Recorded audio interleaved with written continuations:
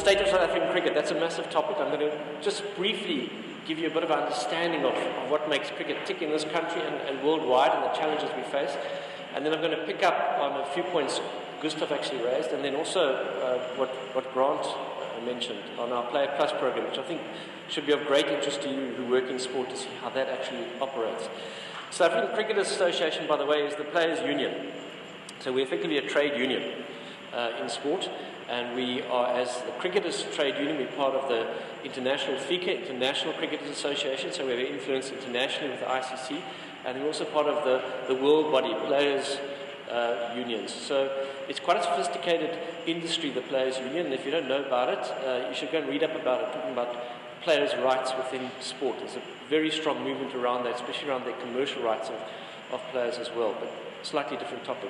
So just to chat to you briefly about cricket and cricket in South Africa and the world. If you want to understand cricket in this country, you start with looking at the big three. So the big three are India, England and Australia. And as Gustav said, India are the biggest of the three by a long shot. It's 1.3 billion people.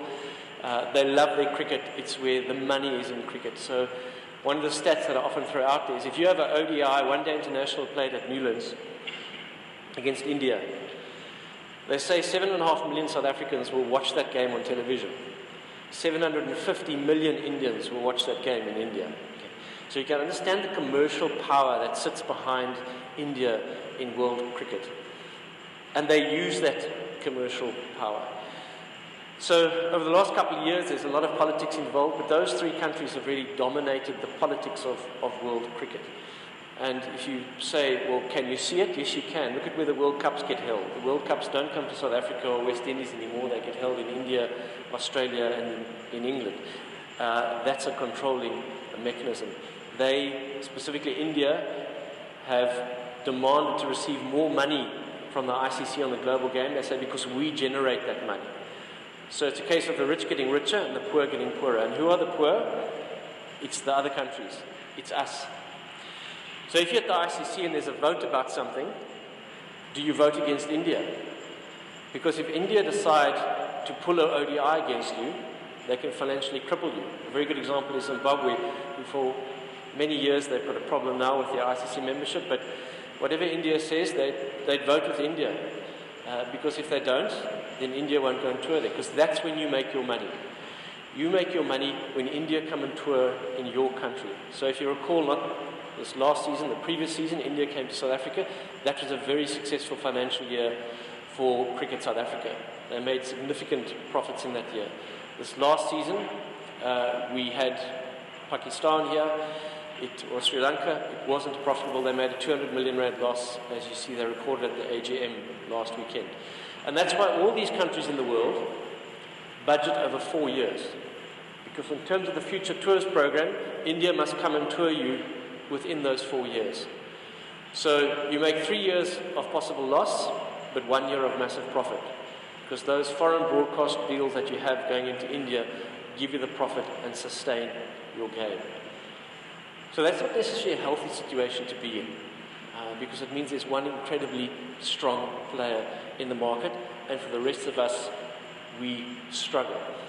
So from a Cricketers Association point of view, we've got a 4-year agreement with Cricket South Africa that mirrors that 4-year period, and we have that agreement which covers players' contracts, what players earn, how they get contracted, how they tour, every single thing relating to players in South Africa. The 330 professional cricketers in South Africa is governed by that agreement, which is over 4 years. So that's just with that international landscape. It's very challenging. So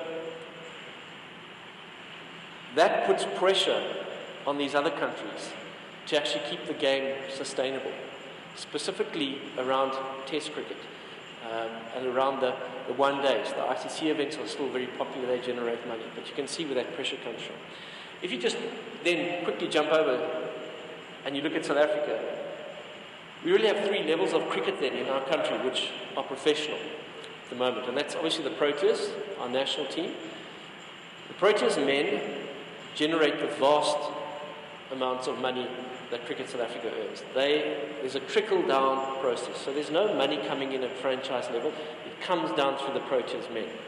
We also have a Proteas women's team, but that doesn't generate money. So it's really through that Proteas men, which again means you're really susceptible, and that's why you have to have a strong Proteas men team. So people say it's disappointing that the Proteas didn't do well in the World Cup. It's more than disappointing. You need to be up there, boxing amongst the top three, to actually make sure you're in the market, that you can get the best broadcast deals, etc., etc. And then we've got a franchise level. At the moment, that's the Cobras, the Warriors, those teams. And then there's a senior provincial level, which is the level below that. That would be Willard, Western Province, SVD here. Now, CSA are moving to restructuring cricket. Those of you who follow cricket closely, I won't go into it. There's a talk to restructure to have 12 teams, move away from the 6, and that's meant to happen next year. But those of you who follow cricket as well will know that we actually have taken issue with Cricket South Africa, and that we even launched a court application that they haven't followed the correct process in terms of consulting with us in terms of our collective agreements. But that's about 5 hours I could chat to you about, so I won't go there.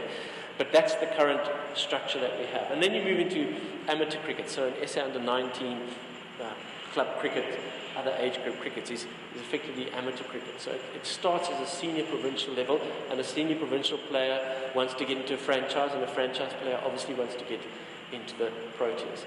And from an earnings point of view, obviously if you're playing in the Proteas setup, that's where you potentially earn more money. And around the world, there's similar structures within countries, where there's state cricket in Australia, there's obviously the county game, which is very strong in England, and they've got their own structures. But if you just take that in terms of the international, in terms of our domestic structure, so what are those challenges? Well, international cricket, and what makes cricket quite a unique game is, if you're playing rugby, you're playing a rugby game. It's an 80-minute game. If you're playing football, it's a 90-minute game. Cricket, you've got this real challenge that you've got 3 games. So you've got Test cricket, you've got one-day cricket, and then you've got T20 cricket. Okay. When we survey players, which we do regularly at an international level through FICA, and you say, what are you striving to be? They want to be a Test cricketer. It is the ultimate test of cricket skill. And you just have to have watched these Ashes tests, which have been phenomenal. That is real cricket. I'm an old-fashioned connoisseur because I'm 50. So I like that game, where really it's a test. The batsman can try and work you out over 6, 8, 10 overs. But those players who we survey will also say, we realize that in terms of making enough money, those T20 leagues, that becomes important. So T20 cricket has taken a lot of the money. From an ICC, International Cricket Council point of view, the World Cups are massive income generators. The one day and then the T20 effectively World Cups as well, which generate their bigger. Those are always popular. And they're popular with people and obviously financially through the broadcast deals that they generate. There's been a lot of discussion around here today, and it'd be great almost to have a panel discussion on different sports and the amateur sports and how you get going. The reality is, folks, if you're not pulling in broadcast deals, you're nowhere. You're nowhere. That's just a reality. And if you're not pulling in that deal and not getting the money, your sport is in trouble. And so, it's like with the topic here, when ICASA come and say that there's a monopoly of supersport, which there is, and we must get rid of that, and we need to pay free broadcast to everybody, might sound very noble, but it will kill sport in South Africa. It will kill cricket, it will absolutely kill rugby, it will kill football. So a nice gesture, but the reality is those broadcast deals are what keeps sport, professional sport alive, and we can have another debate about that. But that's another reality that we face. So you've got this international cricket on the one side. On the other side, what Gustav was talking about, these T20 leagues. And there's been a proliferation of them over the last number of years because everyone's trying to get on that bandwagon. The IPL was the first. And just to take another angle of what Gustav was talking about in the IPL is now with the NFL and the Premier League, which you mentioned, Gustav, become one of the biggest broadcast deals in the world of sport at something like, I think, $2.8 billion for the next 4-year period for a domestic T20 league. That's an incredible amount of money, which is why they can pay those significant salaries that they do. But here's the challenge for us sitting here in South Africa. There's only so much money in the broadcast cake. Okay. So if the IPL sucks out 2.5 billion of that, there's less for bilateral cricket. So there's less money on the table for Cricket South Africa to negotiate for its international cricket for the next 4 to 8 years. So the general stat going around is that the broadcast deals that have been struck now by the cricket boards are 30% less than what they were, which is significant for a country like South Africa, which is dangerous for the game in South Africa. It's 30% less. Why? Because that IPL broadcast deal increased by 158% to get to their $2.8 billion US. So the more these leagues happen and the more they suck out broadcast deals, the more countries are suffering in terms of their bilateral cricket, and the landscape of international cricket gets under pressure, which means what goes first? Test cricket. So Test cricket, sadly, is dying. Yes, it's unbelievable. It's thriving. England, Australia, and when India play. But gee whiz, look at a country like New Zealand. It's not really actually doing as well as it should in Test cricket. It's not really seeing it as a major element of its game. It's looking to play more one-day cricket. The West Indies, their players have become free agents. They play the T20 leagues. That's affected. Their best players aren't playing Test cricket. And that's just part of that whole financial pressure. So Gustav talking about the MSL and the broadcast deal with SABC, which SABC don't have any money. The reality is that last year's MSL, and it's publicly known, cost Cricket South Africa 80 million rand. That's not healthy. This year's MSL is similarly probably going to cost the same, and on Cricket South Africa's public statements on that as well, they see that they're hoping to get it to become profitable within 6 or 7 years. Of course, India aren't going to release their players to play because it's a competing league. But if you want to tap into that Indian market, you want to get some India's players playing. So it's a very challenging environment. And a lot of these leagues are battling to make money. That challenge between international cricket and T20 cricket is very well illustrated in the Big Bash. Australia got to the point where they allow their Big Bash competition to continue on while they play Test cricket. And they had a situation 2 years ago where they had 8,000 people watching on one day in a Test match between Australia and Pakistan, but they had 45,000 people at the Gabba watching a T20 game in their Big Bash. That's not healthy for Test cricket, but it shows you where that market is going. Okay, so you've got a bit of an understanding of those challenges and pressures. But just looking at cricket then, as a career for a South African guy or girl, what does it actually mean? How is it broken up with? Well, we've got, like I said there, on a contracting basis, there are 3 levels: Proteas, franchise, and senior provincial. And 14 women have contracts now in cricket, and that's a big step because 4 years ago, women's cricket was totally amateur, whereas now we actually have crickets for the Proteas women. But obviously the challenge is it's only at that level, so your pipeline coming in is amateur, and that's difficult then to get people to make it a career. So that's some of the challenges that one faces. You get a contract that pays you, obviously, as per your contract. What we also have, and I'll explain it briefly, is commercial rights, players and commercial rights. Interesting for you to know that Cricket South Africa, although they sign a contract with a Protea player, FUF, that contract does not give Cricket South Africa the right to use his image as a cricketer. When he becomes a member of SACA, the Players Association, he signs over his image rights to the South African National Cricket Team Trust. That trust owns his image rights. And Cricket South Africa buy the right to use that image from the trust. And then we administer the trust, and we then pay FUF accordingly. So if he does an activation for KFC, he will get paid, etc. If he goes to World Cup, he will get paid part of that distribution. So if you see an advertisement with a Proteas cricketer in it, he's effectively getting paid by the trust to do that. That gives the players a lot of leverage, a lot of power, and it's a model that our rugby players have also copied from us, which has given the rugby players a lot of leverage. And the SAPC deals for the provincial cricketers, so the franchise cricketers as well. So not only do players earn through their contract, they earn money through the trusts because their image rights have been purchased by Cricket South Africa, and when they give them over to Momentum or Standard Bank or to Castle, that's how the players get paid. And of course, if players go to a World Cup, the ICC gets those rights and in turn play Cricket South Africa, and that's a very valuable time for a cricketer. They do well during the ICC World Cup.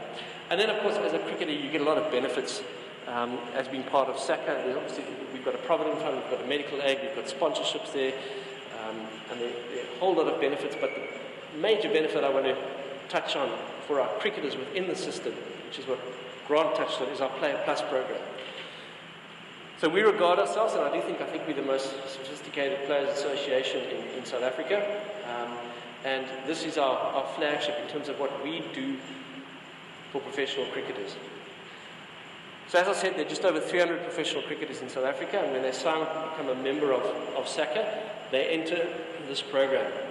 And effectively what it is, it's an education program that covers various elements of being a cricketer, whether that's corruption, whether that's doping, whatever it might be, whether it's the game.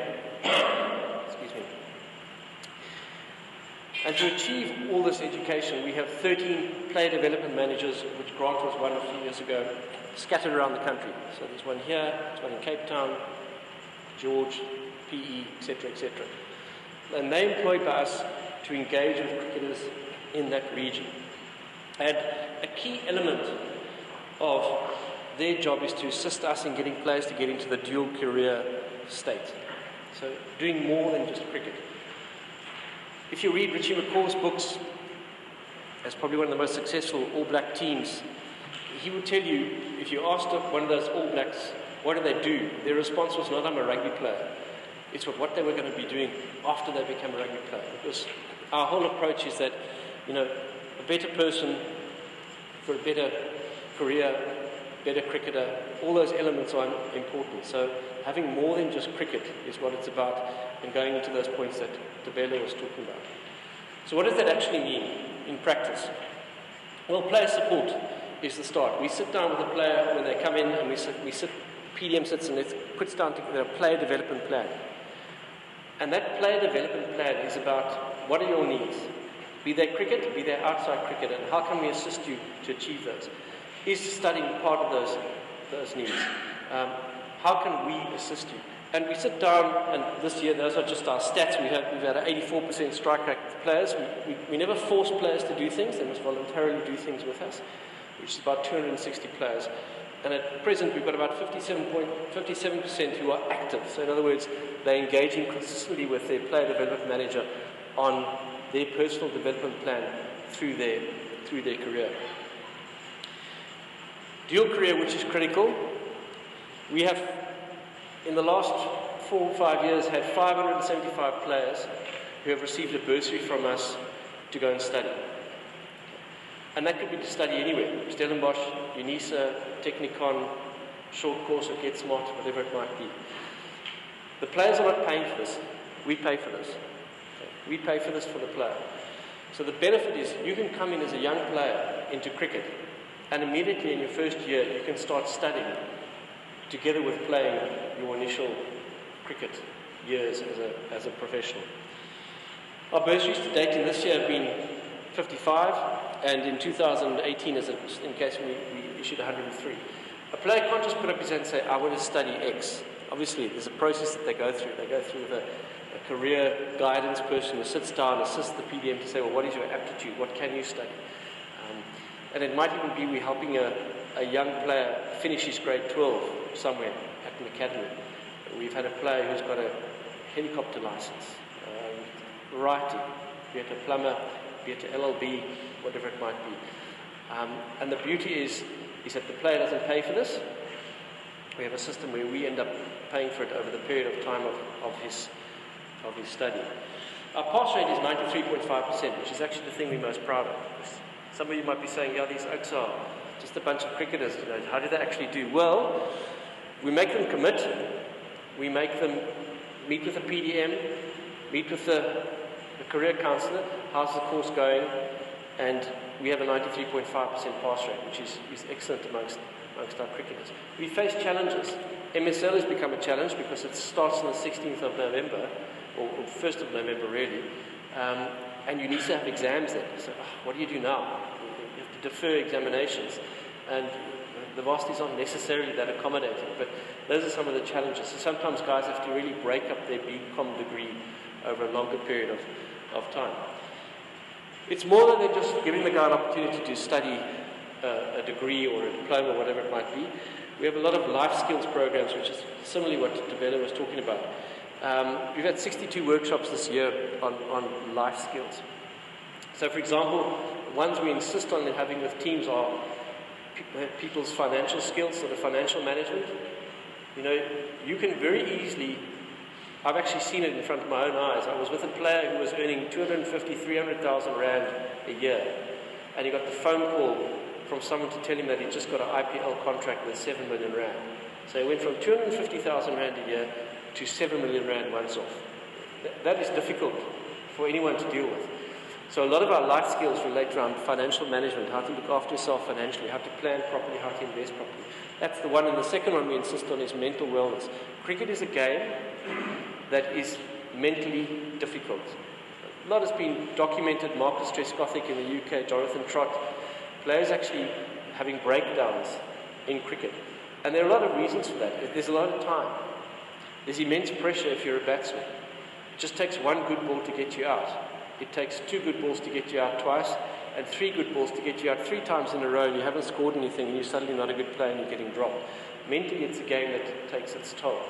So through our studies locally, we've seen that mental turmoil for players is difficult. So we insist on players going through those type of life skills workshops. And there are others as well, where you sit with teams and players and say, what type of workshops do we introduce? And players go on, be it conflict management, negotiation skills, variety.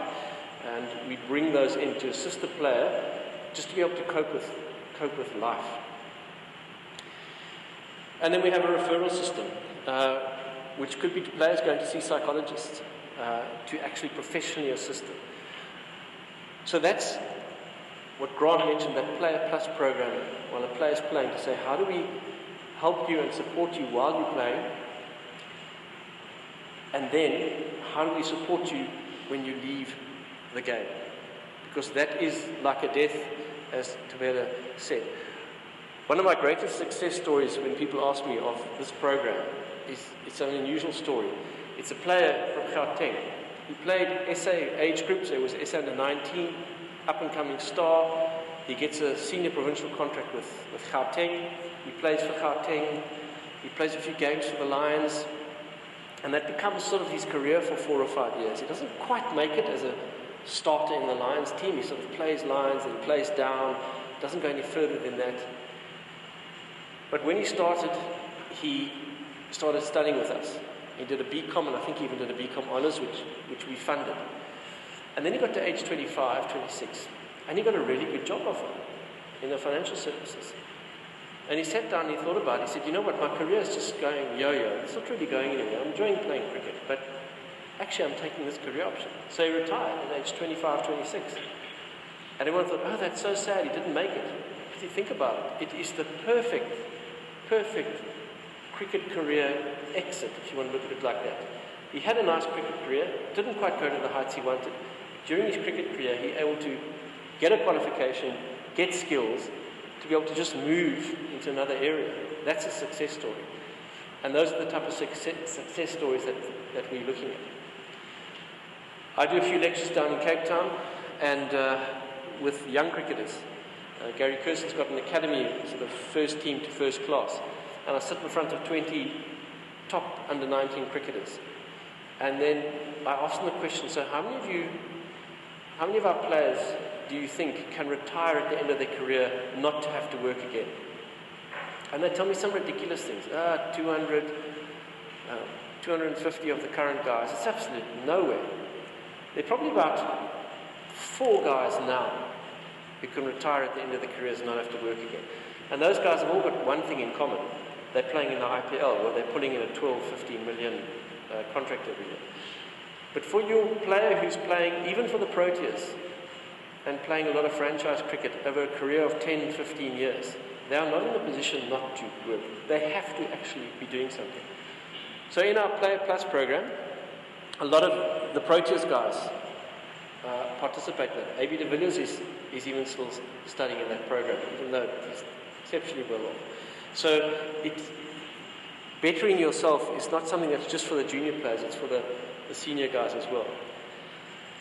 And just understand, a player can get a degree, a player can get a diploma, he can get technical skills. We guys go into property, a lot of guys enjoy the property stuff, short courses. And like I say, we've got a lot of guys at Tunisia, and we've got, Grant might know better than me, probably got 4 or 5 guys who are studying here at Stellenbosch as well. Umpile, who sadly missed out on, he's a very impressive young man. He came through Stellenbosch, and he was part of our dual career program as well. What is important though, and I think this goes to Professor Krundling's question earlier, is that there's got to be ongoing support from those PDMs as well. So there's past player funding. You know, it's traumatic for a player to suddenly get to cricket contracts run from 1st of May to 30th of April. He gets to March, April, and he gets told, you don't have a contract next year. And the guy's 33, and he hasn't necessarily prepared properly, because life's just been too easy, or whatever it might be. That is traumatic. So we have a lot of past player benefits, up to 12 months, for example, we pay the players medical aid now. But if a player needs funding for studying afterwards, we'll fund that as well. So even when his career is over. So we have players who retired 3-4 years ago who we're still paying for their study, just to try and give them that extra opportunity to move into another career. It's interesting, you can speak to players and you tell them at 19, 20, guys, you need to do this now. But you will always have some who will say, no, it's fine. And you draw them the curve of their earning ability, which is the wrong way around to what the normal career is. And they'll say, yeah, we'll get there. Because obviously for this program to be successful, the player's got to commit to it.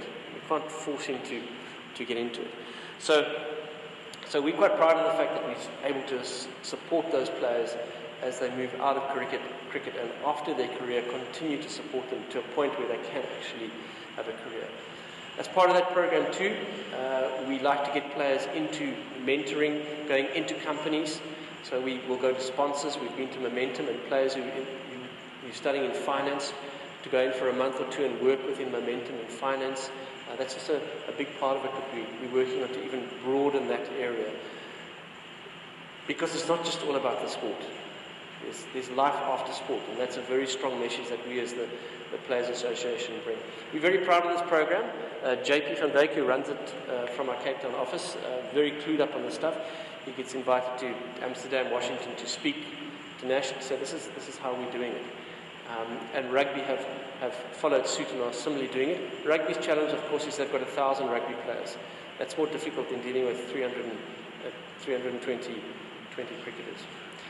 So within this turbulent world that is world cricket, one has to try and remember we're dealing with sportsmen, and as a Players Association we need to look after our cricketers, to give them every opportunity to excel on the field, but likewise every opportunity to be able to move out of the game properly. So just in conclusion, sum up, I've given you this Cook's tour of a couple of things. Yeah, cricket in South Africa is under pressure. There's a financial pressure from all those variables that I spoke about. The variables around India, around touring, around broadcast rights diminishing, around the T20 leagues that are sucking the money out of the game, and the fact that players have identified that they need to go to those leagues. It's quite possible for a player in South Africa, well, I'll give you an example. The Cape Cobras player who was earning 500,000 rand a year a few years ago had the opportunity to go and play in a T20 event in Dubai for 3 weeks. For those 3 weeks, he got 2 million rand. So he has an annual contract of 500,000 for 3 weeks work in a hit and giggle event, which no one actually remembers. He got 2.5 million rand. That's difficult to keep players in your system, keep retention, and keep the pipeline to the Proteas going when a player has that opportunity as well. That's a difficult balancing act, because we also believe a player's got a right to earn his living. He needs to go out and be able to do that. So there are financial and structural challenges. The ICC, unfortunately, is not a governing body. A governing body would, at its core, look after the very best interests of the entire game. Okay. It's more like a committee, because there's a lot of self-interest there. If it was a pure governing body, the World Cup events wouldn't be limited to 3 countries. They would be wanting to spread the game and make sure that the West Indies do get a World Cup, and that South Africa get a World Cup, etc. So that's a challenge for the game. And FICA, the international body, are doing a lot of work with the ICC around getting fairness into the system around regulations, and similar type of provisions. Player opportunities are opening up. So it's quite possible for a player, and it's happened now. We've got a lot of players who've retired recently. JP, Dumini, Imran Tahir, Chris Morris, AB de Villiers, might be a couple of others. They've retired from playing for South Africa, but they're still active. The opportunities out there. JP is currently playing in the Caribbean Premier League. He will then come back and play the Mzansi Super League. He might want to get still. I'm not sure if he's got an IPL contract. AB de Villiers has got an IPL contract. AB de Villiers has just been playing in England.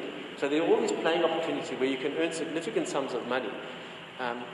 But that can be to the detriment of the local game, because what you actually want locally, you want your best players playing. That's what you want, because that's what gives you a strong Proteas team, if you have your best players playing. That's a real challenge we face. The opportunities for players, but the impact on the local game.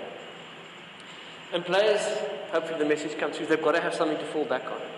So our biggest cost in terms of funding is making sure that players have that opportunity to get a dual career going, to go and study something, to get other qualifications, to recognize that there's more to life than just cricket, to give them life skills while they're playing, to make them a better cricketer and a better person, and give them a better future in that regard. Thank you very much, Gustav. That gives you a bit of a quick tour. Happy to answer any questions.